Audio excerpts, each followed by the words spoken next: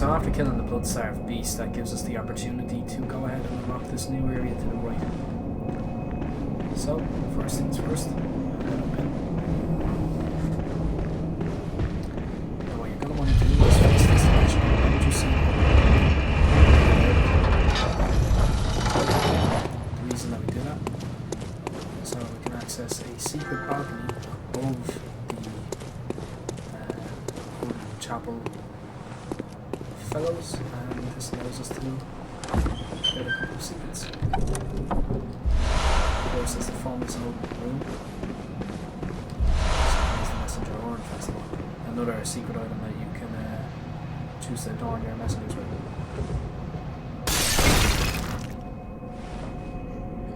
Bones and Norn. Bones and Norn. Seems suspicious.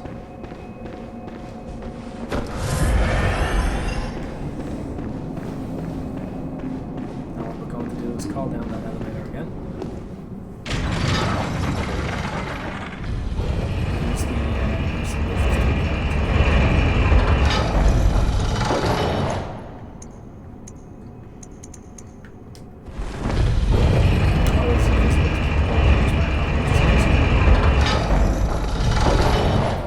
Look out for notes, as some people do leave some positive things.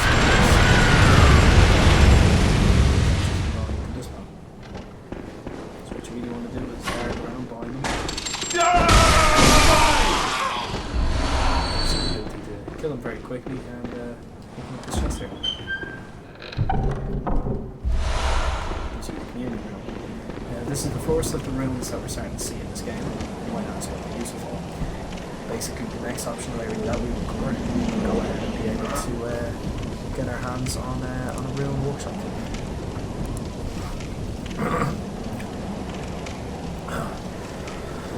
Sorry, I have to cough.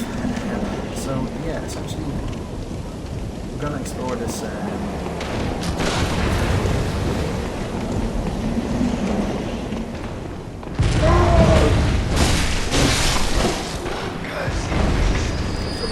Clear it out of enemies. Or healing is 48.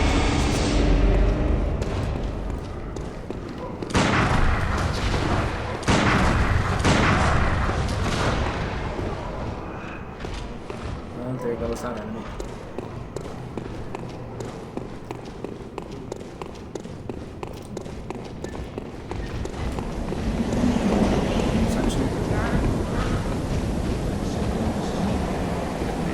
There's enemies in here, so we want to be very careful. Let's release the door.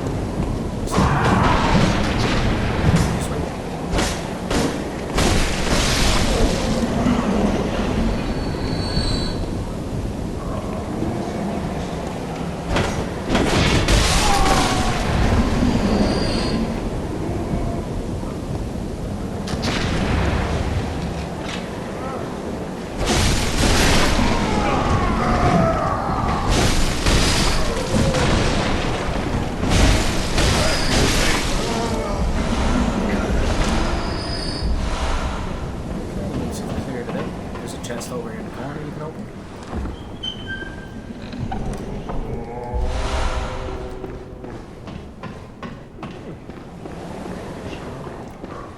When you get up here, you want to make sure to take note that there is 2 enemies across the way.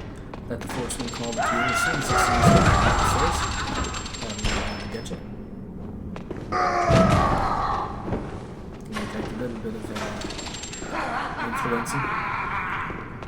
See the AI is not taught out there. The second enemy is another Gatling gun style, so you want to let him shoot a few shots off. The moment he stops, you'll run beside him.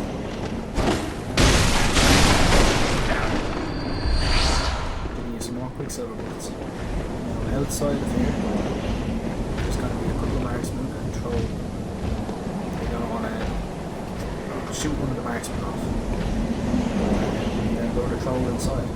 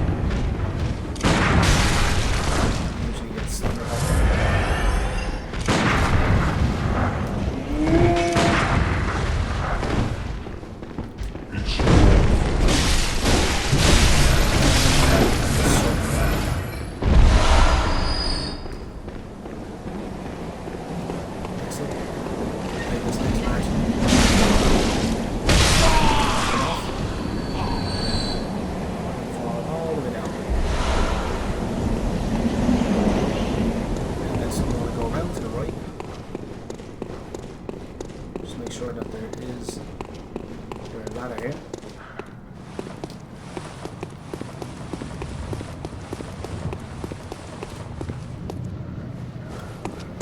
Next we're just going to check to see for this note here. The sky and the cosmos are one. Require. Actually going to want to run around the opposite side. It's not blocked off. Pick up some good cobalt. We are going to be using our kobolds now in short time to acquire a very good weapon. The first thing we're going to want to do is run over to the wheelchair man and eliminate him. Then on the inside here to the left is another enemy.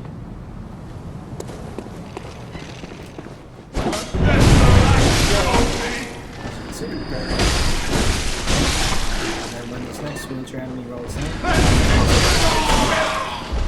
eliminate all three. We'll open up this chest. Discover Radiant Sword Hunter Badge.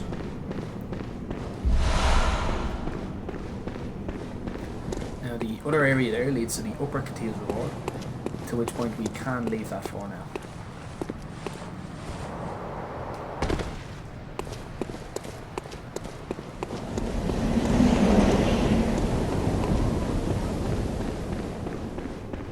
Next up you're going to want to be fully healed.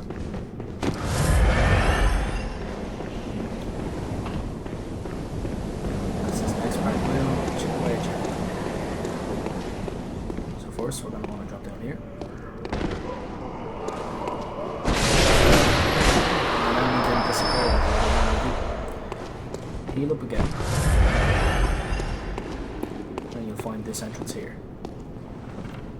Now you'll notice that there is several ways down. All of them require a drop.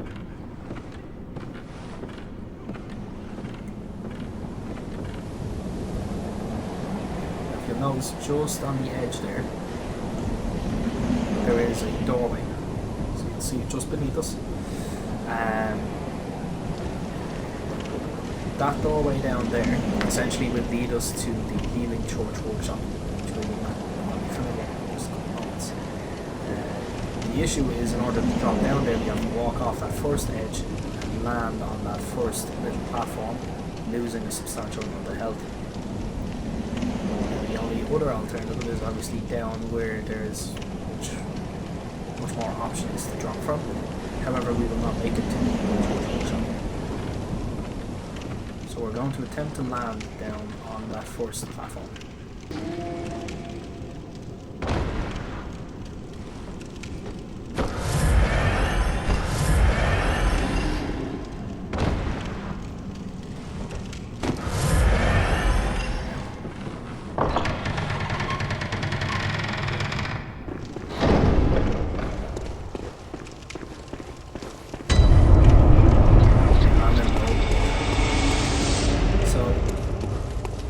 About to see, you'll more than likely recognize.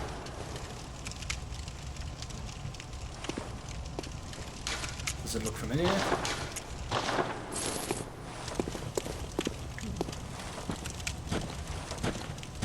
It's the workshop from the Hunters here.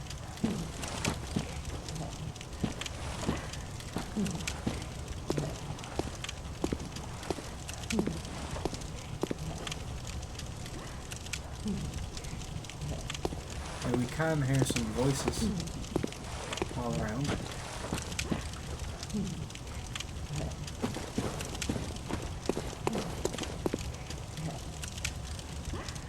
They're coming from above or below, we will not know. But as you can see, this is the same Hunter's Workshop from the dream. There's where the sub messenger would be. Here is where the doll would be. Steps that lead up to it, the open doors, and a lamp. As you can see, unlike in our dream, this Hunter's Workshop has been cleared out of all of its books, information, small hero ornament, the fireplace is not lit, still tools, notes, this one, third umbilical cord, you can see the abandoned dog here.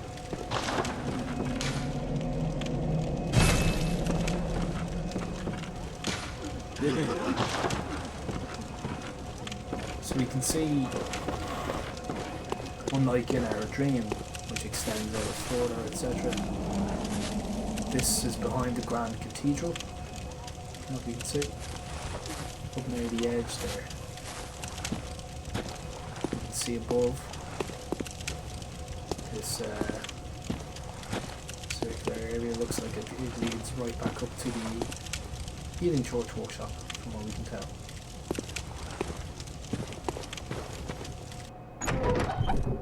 There's the doll set. Buried. And here beside this grave, we have the old hunter bone. Let's inspect some of the items I've just received. So, we'll display this. The old bone of an old hunter whose name is lost. It is said that he was an apprentice to old German, and a practitioner of the art of quickening, a technique particular to the first hunters. It is most appropriate that hunters, carriers of the torch who are sustained by the dream, would tease an old art from his remains. Now, who that old hunter would be, we won't know. The third umbilical cord. This is a bit interesting. A great relic known as the cord of the eye. Every infant great one has this precursor to the umbilical cord. Every great one loses its child and then yearns for a surrogate. The third umbilical cord precipitated the encounter with the pale moon, which beckoned the hunters and conceived the hunter's dream. To gain insight, and so they say, eyes on the inside, although no one remembers what that truly entails. So that is a key piece to the lore, to the story of Bloodborne, so we'll lead more into that later. So pretty much other than this, there is nothing really else here for us, so we'll proceed on. As you can see from the area itself, here's where the headstones would normally be. And we can in fact hear a voice.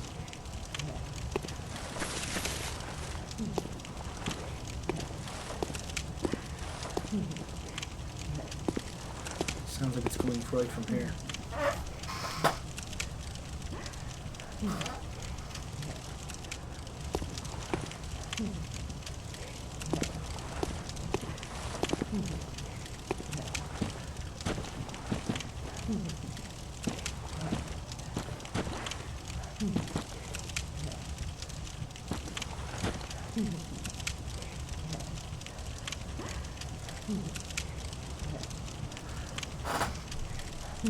Now what that means, I don't know. We'll choose to ignore it for now, and perhaps revisit it at a later time. Now we're back in the we can proceed on down in the safest possible way.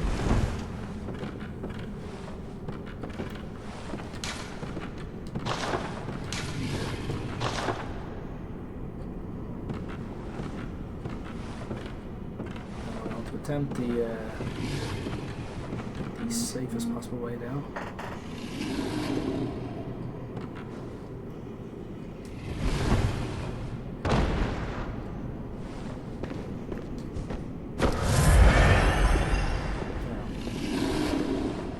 Ditch the torch.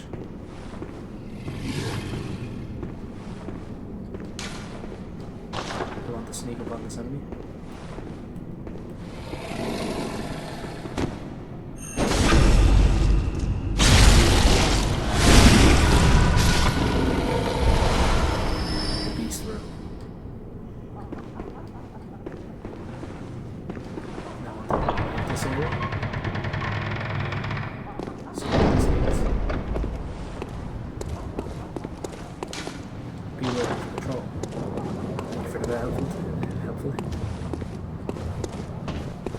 All that's really down here is some strong enemies and a couple of gemstones along with some poor attire.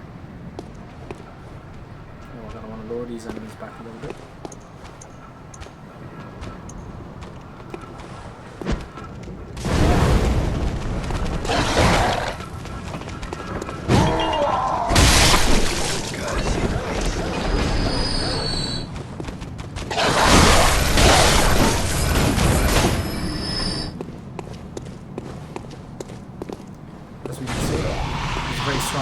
there.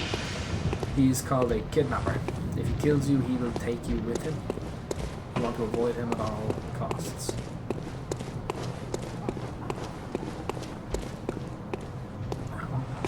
Let's see some crows. Get these switches. As you can see, there's some dogs up here.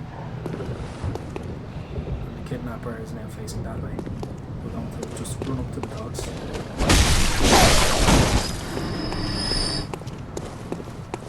And then over behind this patch of enemies, we'll be able to take them on a little bit easier.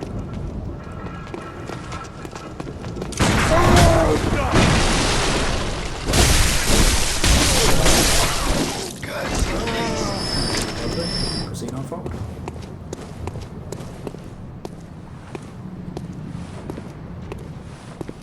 It is worth noting that the Kidnapper will see you, no matter what.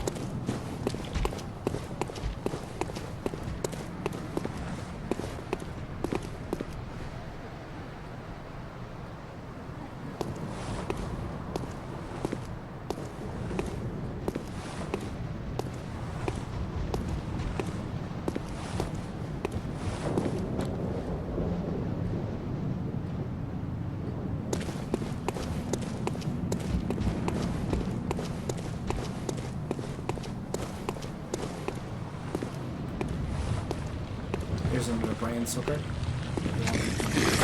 This other kind.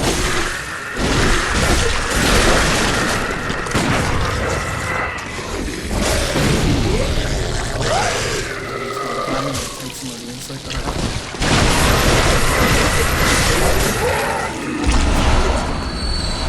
Now we have a fire gemstone. Fire gemstones are extremely useful as it gives us a means to upgrade some of our other weapons with a fire attribute. The real risk here is now that that Kidnapper knows that we're here. It is very difficult to acquire that cold blood that will be out in front. So we're going to approach from the other side in order to get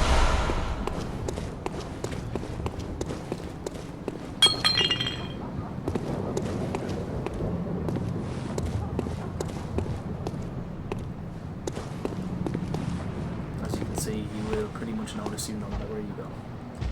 That tree is going to be key in order to making sure he doesn't get us. It's my bad, it's not my pockets. The reason we want to avoid those right now is because there is quite a number of them plotted throughout different sections of the cathedral. So we'll allow ourselves to get captured now in a few moments in order to complete some of the cathedral ward quests. What we really want to do first is head back to the dream as soon as possible.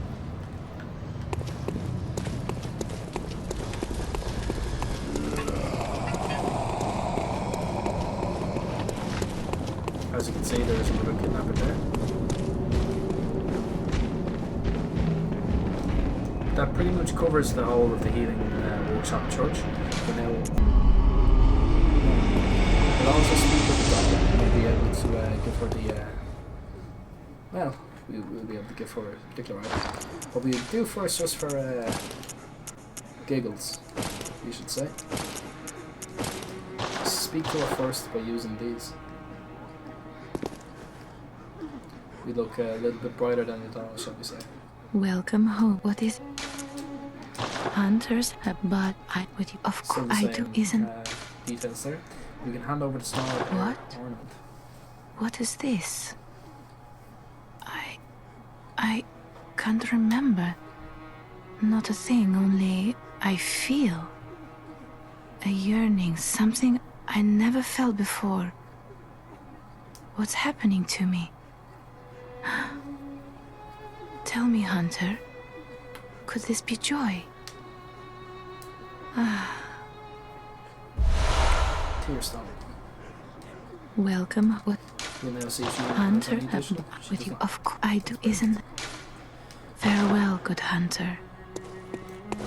We'll head over here and we'll show you the I'm referring to. So here we have Ludwig's Holy Blade. It's worth a whopping 20,000. but its attack is based straight off of 100, and it is incredibly useful. We'll also be coupled with Ludwig's rifle, an equally useful weapon, but we'll avoid purchasing it just yet, as it would be wiser to perhaps purchase the repeating pistol, or instead wait on a more powerful firearm. You can also see the Tomb, Prospector, Hood, and Guard now. Also very, very useful. Very good for arcane, fire, and bolt defense, and has some exceptional stats by comparison to some of its other counterparts. Most of the reason that you'd use it is to defend against arcane type attacks, but again, it's down to your own personal preference, as it is fashion-born as opposed to Bloodborne at times.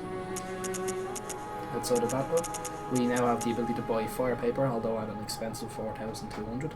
It is worth noting that whenever you're caught in a tizzy, these two will be probably your highest purchased items for the remainder of the game, as fire paper and bone marrow ash are very, very useful. Now in order to purchase that, we're going to remove the garb that we had on.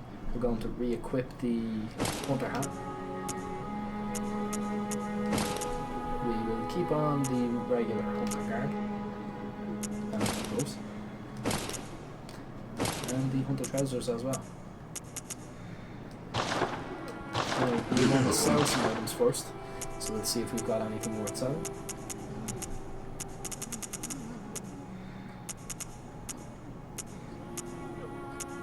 Now, it is worth noting at this point in the game, in order for you to acquire the trophy, you'll have to collect absolutely everything. So I would advise not to sell certain items like your armors and certain weapons that you can't find again, like the torches, as you need to completely replay the game in order to acquire them.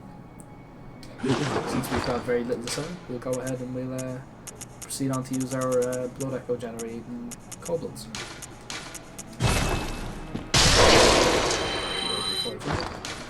I wonder, will we actually make it all the way?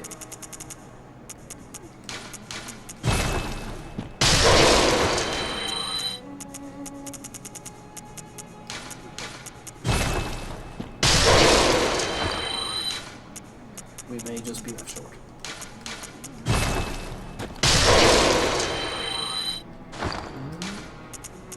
Looks like we will actually just have enough to purchase it. Now, we'll go ahead and we'll purchase Ludwig's Holy Blade. A very, very high price, but once you equip it, you'll see why. So it's got a very wide swing in its regular form, and then in its blunt form, it's a wider swing. So heavy on stamina, but it'll be worth it. Next, we want to repair the weapons we've used so far. We want to remove the blood gems from our saw cleaver for right now. We want to use the blood tinged gemstone that we acquired earlier, and give us some extra blood gems to use on our new holy blade. And we are missing just the one twin blood cell shard, unfortunately, meaning that Ludwig's can only be upgraded 2 times. We'll see what will yield the best result though.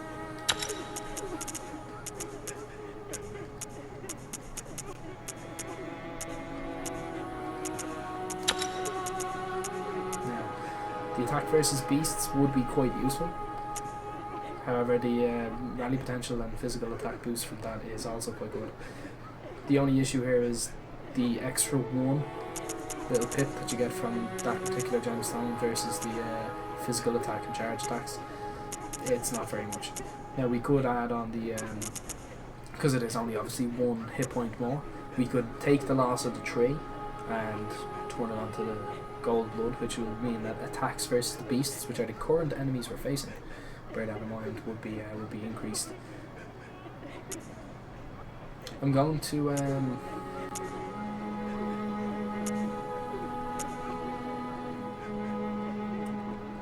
I'm going to say the red blood gemstone for right now, and then if we want, we can attach the saw cleaver with the gold, and that way the saw cleaver would be more useful against beasts, whereas the Ludwig's Holy Blade would be more useful against anything else.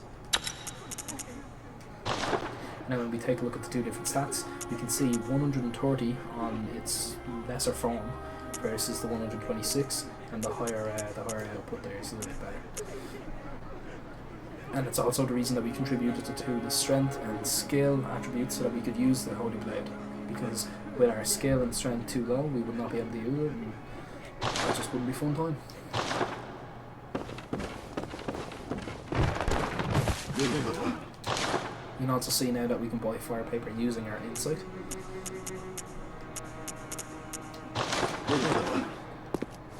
We're going to head back into Cathedral Ward now to pick up another quest line.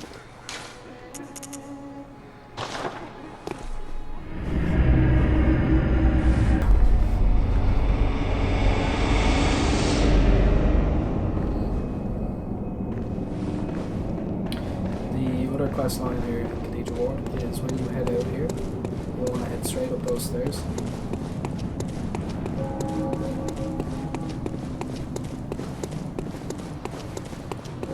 Keep going until you reach the courtyard with a couple of church giants.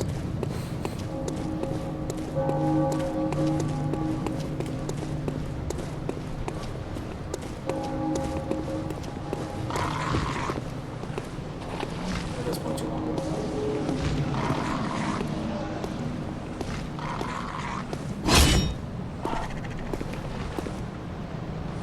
You can attack the church giant, but show you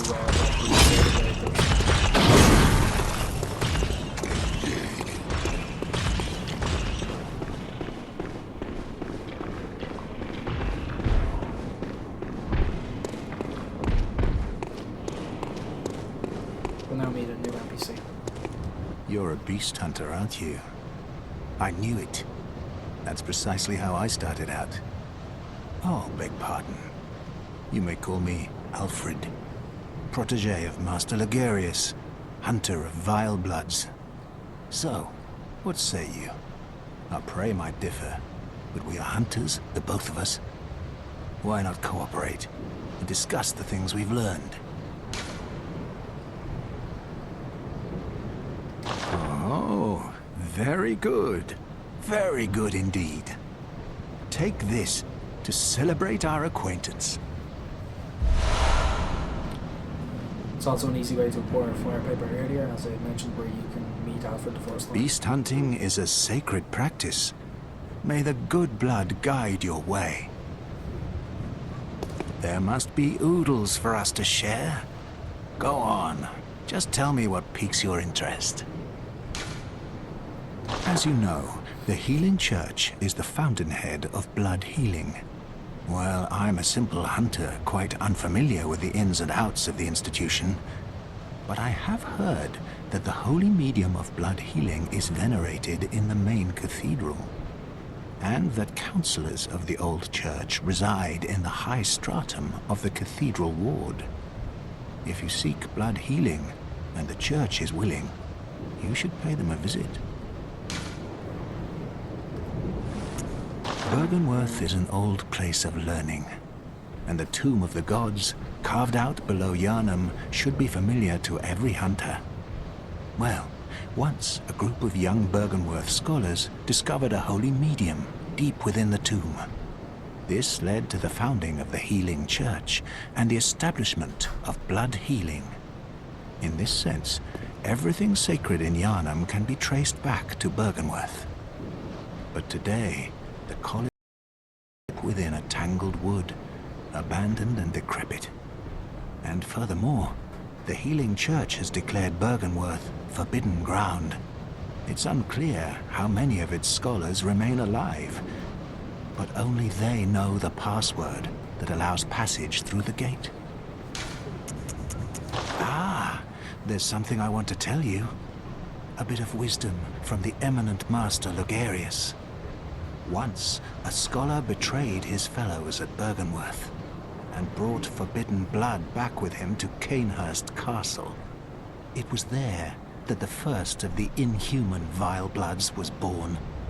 The Vile Bloods are fiendish creatures who threaten the purity of the Church's blood healing. The ruler of the Vile Bloods is still alive today. And so, to honor my master's wishes, I search for the path to Canehurst Castle. I bid you farewell. It has been a pleasure. May the good blood guide your way.